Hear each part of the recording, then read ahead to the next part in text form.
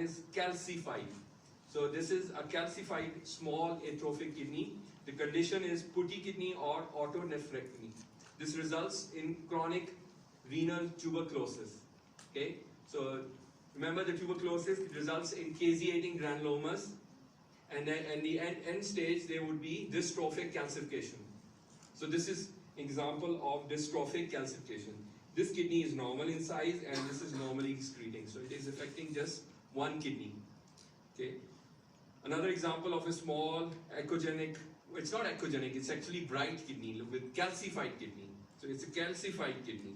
This is a normal kidney with normal excretion of contrast in the pelvis. Okay. So if you see a small calcified kidney, the calcification can be in the cortex and in the medulla, deformed sort of kidney. Think of autonephrectomy. It's a sort of autonephrectomy. The kidney is non-functional. It's a chronic process. Tuberculosis, sort of destroys the kidney over a period of time. Now you have to differentiate this from nephrocalcinosis. So what is nephrocalcinosis? Means calcium deposition in a normal size kidney. So if you look at the size of this kidney, these two kidneys are of normal size, whereas this kidney is small in size. So if the calcium in the kidney is, and the kidney is small in size or shrunken, it's more likely to be tuberculous or autonephrectomy or putty kidney, you can call it whatever you like. The other example here is nephrocalcinosis. The calcification is in a normal size kidney. Now the calcification can be in the cortex, can be in the medulla, depending on what condition it is, but usually there is a long list of conditions which can result in calcification inside the kidneys, like hyperparathyroidism, like milk alkali syndrome, like sarcoidosis, renal failure, a lot of conditions.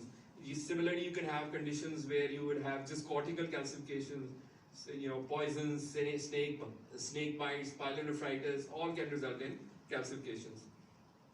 Now this is an example of medullary calcification. We call this as medullary sponge kidney.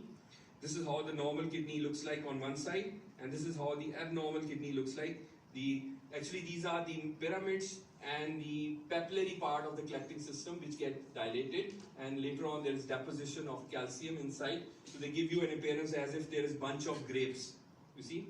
Bunch of grapes hanging off from the calyces. If you compare this normal calyx, compare it with this. Okay? So this is medullary sponge. Have you heard of this condition? So it's a kind of calcification inside the medulla. Okay, so it comes under the nephrocalcinosis. Okay, so this was about the calcifications. Let's talk of another thing, high urea creatinine, so renal failure. So what do you think this patient has? This patient has renal failure, that's all. you cannot tell anything because I haven't given you anything. Now can you tell what the patient has? Why there is renal failure? Hydronephrosis? These are cysts. These are not hydronephrosis. Why these are cysts? Because you can make out the margins. You see? You can make out the margins. If it is hydronephrosis, they will all connect. They will all connect to form the renal pelvis. Okay? The collecting systems would connect with the renal pelvis. So you will not see these rounded areas like this. So you see this is one, they are different sizes and different shapes. This is in between the normal renal tissue. So this is what? Polycystic kidney disease. This is polycystic kidney disease. So do you know of the conditions? What type of polycystic kidney disease do you know of? Autosomal dominant and recessive. Recessive is in children. It depends on which age it presents. If it's in infantile, there's less hepatic component. If it's in the childhood, then hepatic fibrosis and portal hypertension also come into play. But if it's infantile, these children die earlier on. In adults, they can go up to 50, 60 years. The problem with this adult polycystic kidney disease is the same. Like you can have infections, you can have hemorrhage, but these patients also have sometimes intracerebral aneurysm formations. Have you heard of them? Okay, berry aneurysms, yes. So this is just you can read this. There's a dominant, why we call them dominant? Because one of the parents has this gene mutation. And this is the one in children where the kidneys are large and echogenic. These are very small cysts. Whereas in adults, these are cysts of various sizes. Do you know of any other polycystic kidney disease apart from this autosomal dominant and infantile recessive? What's that? Post-dialysis, acquired. That's an acquired polycystic kidney disease. Very good. In post-dialysis patients, say after 3 years of dialysis, you would also start seeing cysts developing in the kidneys. So that is known as post-acquired polycystic kidney disease. Good, very good. Okay, so a little bit about the congenital anomalies. You already know this. What about this? Cross-fused ectopia. Self-explanatory. The left kidney here has gone, crossed over and has fused with the lower pole of the right kidney. This one is a pelvic kidney, low in position. This one is a ectopic kidney again in the subdiaphragmatic location. It's not in the lumbar region, so it's high in position. Sometimes you could also have kidney in the thoracic region, so they can be intrathoracic.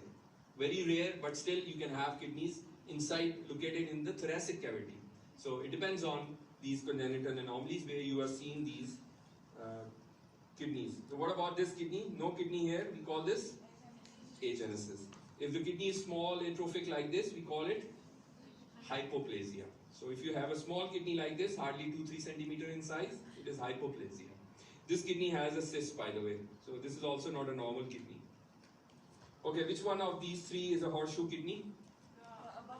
The above one. Very good. So this one is uniting in front. Both our poles are directed. Both the inferior poles are uniting in front in the midline. What about this?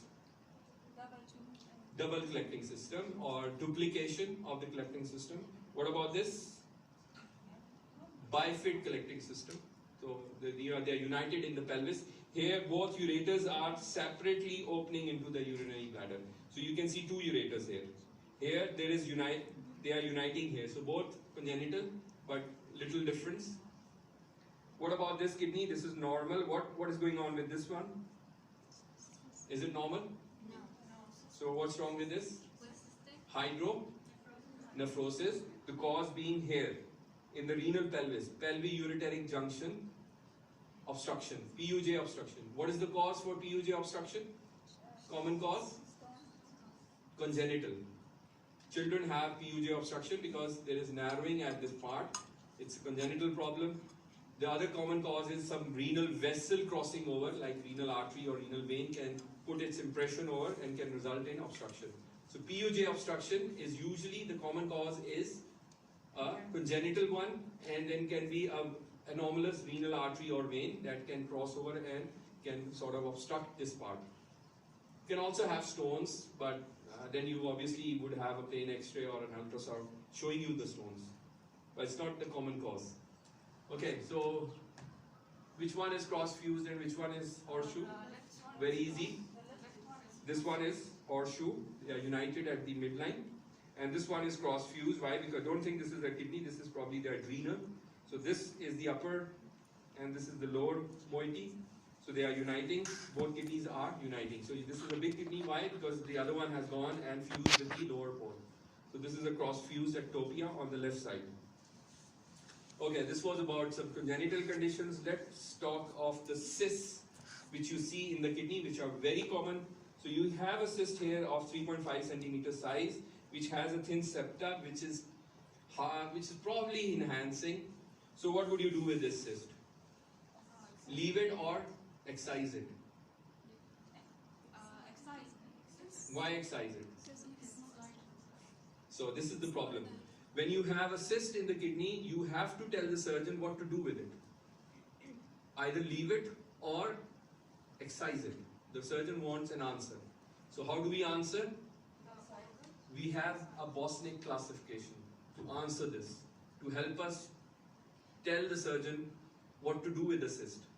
So if you have a cyst which has solid enhancing components like this and thick irregular walls like this, you tell him excise. If you have a cyst with irregular septa or irregular walls which enhance after contrast and you are able to measure the enhancement, you again tell him to excise. Because these two are the ones that have malignant potential. But if you have a cyst which has a very thin wall, pencil-like wall, no thickness, no septations, no calcification, it's a simple cyst. And this is very common, like you saw in the polycystic kidney disease. So leave alone. You have a cyst with a very thin wall or very thin septa which doesn't enhance, again you leave alone. You have a cyst which is less than 3 centimeter in size, has high density, does not enhance. That high density is probably due to proteinaceous content or hemorrhage, again you leave alone. If you have a cyst with thick septa which does show a little bit enhancement and you have some thick calcifications here, you are not sure what to do with this. So this is where we do not have an answer. And you would ask for a follow-up. So Bostic 2FF means follow-up. So these are the cysts where we would require follow-up after 6 months if to see any change in the cyst, either in the septa thickening, either in the enhancement pattern, either in the appearance overall size of the cyst. Then we need to tell the surgeon, we don't know whether this is malignant or not. So you have to wait till the subsequent imaging that is done. And if you have a cyst which is more than 3 centimeters, high density, that means it doesn't enhance but has high density but size is more, again you would ask for a follow-up. So to summarize all this, this is what it means, what I have told you, this is what is there. Okay? So let's put this together now and go back to that case. What do you think? It's more than 3 centimeters. It has a septa which probably enhances. So we are not sure. So we would say, okay, follow up after 6 months. So we'll put this into 2F. What about this cyst? Leave it. 1. No septa, no calcification, no wall irregularity, no solid component. What about this cyst? Enhancing solid component. Excise. Which category? 4. Solid enhancing component, septa thick enhancing. It's more likely to be malignant. So you need to excise. What about this? Calcifications, no septa, 2. Leave alone. Okay. What about this? Solid enhancing component. Category? 4. 4. Solid enhancing component. 4. Okay? Remember this? Anything enhancement should not be there. Either in the septa or anywhere else. If you have enhancement, that means this is a vascular, there is something going on. The tumor is taking up blood. Okay? What does enhancement mean? Blood supply to the lesion. So anything enhancing, either a thick septa or a solid component in the cyst, it has to be excised. Okay? So this is category 4. What about these septas? Enhancing. So category 3. 3. Excise. This one. 3. This one.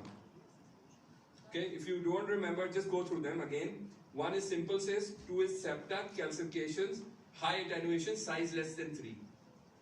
Nothing to do. If you have an enhancing soft tissue component, category 4. If you have a measurable enhancement in the wall or a septa, category 3. If you are not sure, then you put 2F. Okay? Clear? Yes. Doctor, can you go over the images one last time and just show... Okay, let me show you more. Okay, just can you point out... Okay, let me show you more. Then you will be more... What about this? That's 1. Okay. What about this? 2. What is this? 2. Enhancement. 4. 4. Okay. When you see enhancement, irregular thick wall, I told you, look for the enhancement. What is this? It's a solid tumor. It's not a cyst. It's a RCC. Looks like a... Probably this area is low, but this is necrotic area. So this is a solid tumor. So the imaging can also tell you whether it is cystic, it is solid, or is it mixed. So this is a mixed variety where you have this necrotic area, but it's a solid tumor. Okay, what about this now? Okay, if you look at it, it's a cystic area with central cysts and septations. So if you sort of classify it, it's more like which part? The 3 of Bosniak. You have thick irregular septas which are enhancing. Okay, so it looks like more 3, but still it is. But if you look at it, it's a large cyst with inner smaller sort of daughter cyst with irregular enhancing septa. So it doesn't fit into the Bosniak 2 or Bosniak 1. It is Bosniak 3 at least. But this is another entity. When you have a large cyst with smaller cysts inside, it is known as multicystic tumor. So this is a multicystic nephroma. This is seen in 2 different ages in children and above 40 years. So it has 2 peaks. So it's a type of renal tumor which appears cystic, but actually it's a cyst within cyst appearance. Okay, so the smaller cysts are actually lying inside this large cyst which is there. Even if you classify it as Bosniak 3, still it has to come out. Yes. This one? This one? Yeah. Why didn't we say that this is enhanced? Maybe not the septum, inside the septum. Why do we say this is not the enhancement? Looks like septa. Don't they appear like septa? Yeah, inside the septum. Why this is not enhanced? It's enhancing.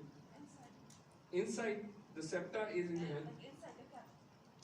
I don't understand your question. So you have the septum and then you have cap. You have these cysts in between the septa. Yeah. Why the cysts are not enhanced?